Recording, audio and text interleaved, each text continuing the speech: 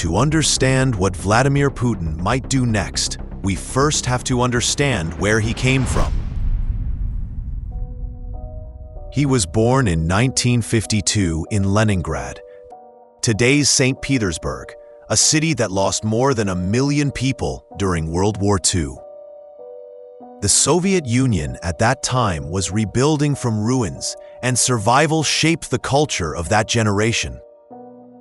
Putin grew up in a communal apartment, sharing bathrooms and kitchens with several families. As a teenager, he practiced judo, a discipline that taught him balance, patience, and timing. Ideas he later applied to politics. In the 1970s, he joined the KGB, the Soviet intelligence agency.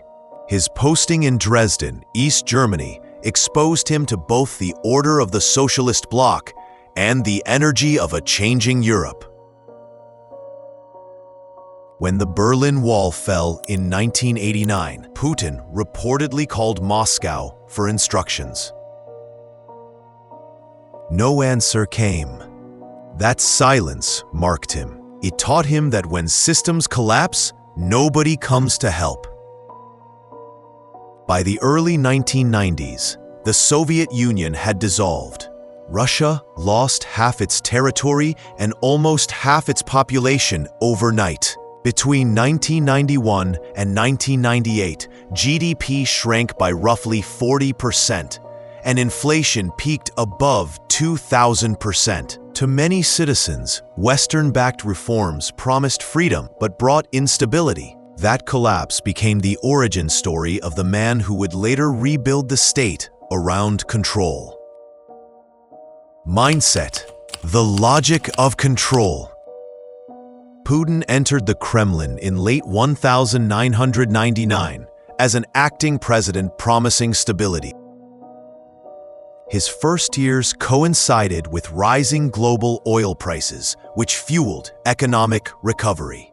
From 2000 to 2008, real incomes doubled, poverty fell by half, and GDP grew sevenfold in nominal terms. For most Russians, daily life improved, but his mindset was not purely economic. He saw the world as a chessboard divided between centers of power. He once said, "The collapse of the Soviet Union was the greatest geopolitical catastrophe of the 20th century." That statement was less nostalgia than diagnosis. In his view, a strong state is essential to prevent chaos. During the 2000s, Putin rebuilt institutions under presidential authority, re-centralized energy companies, and placed key security figures, the Siloviki, in senior posts. Independent television networks were brought under state control. Western analysts labeled it authoritarianism. Domestically, it was described as vertical power, a single line of command from the president to the provinces. Pattern: how he acts. Across 2 decades, a pattern emerged in Putin's decision-making. He moves cautiously until he perceives threat, then acts decisively. Examples repeat. Chechnya, 1999, Georgia, 2008, Crimea, 2014, and Ukraine, 2022.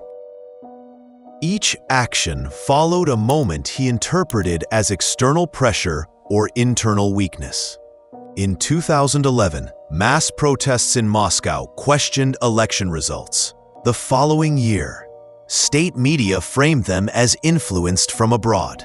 In 2014, when Ukraine's government shifted toward the European Union, Russia intervened in Crimea. The annexation boosted his domestic approval to above 80%, according to independent Levada Center polls. Since 2022, that same pattern has scaled up. The war in Ukraine began as a military operation aimed at quick regime change.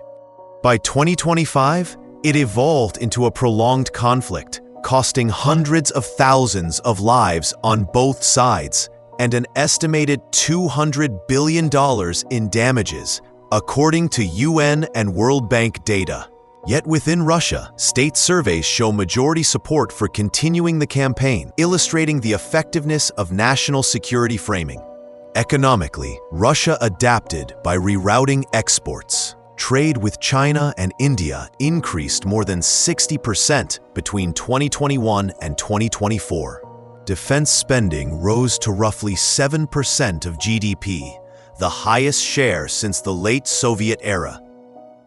Despite sanctions freezing over $300 billion in reserves, the ruble stabilized through capital controls and energy revenue.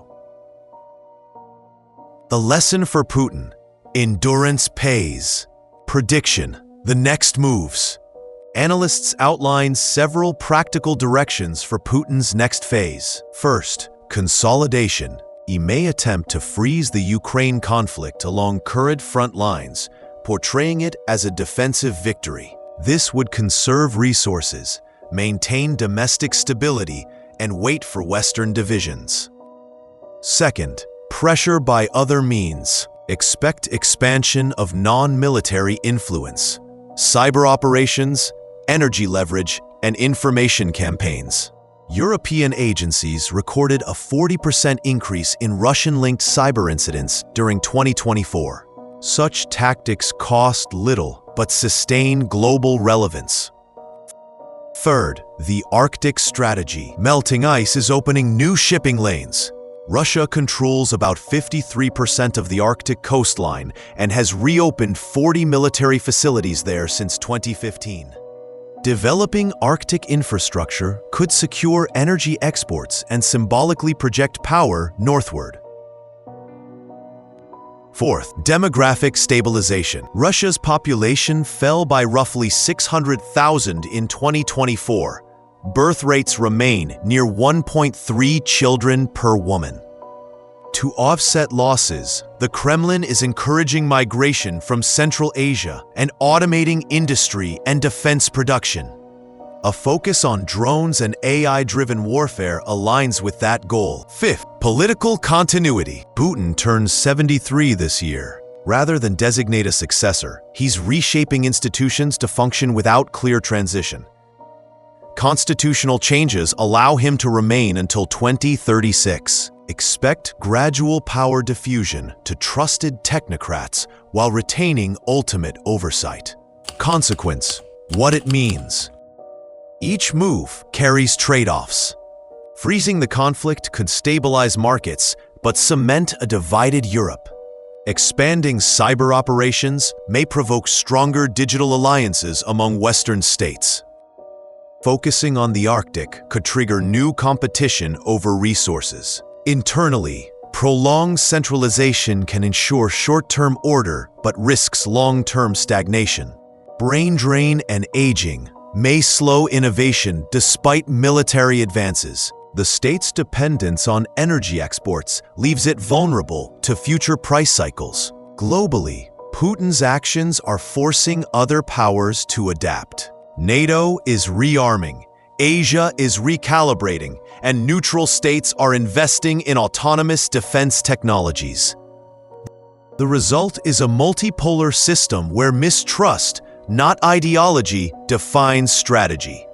Inside Putin's mind, time itself is a weapon.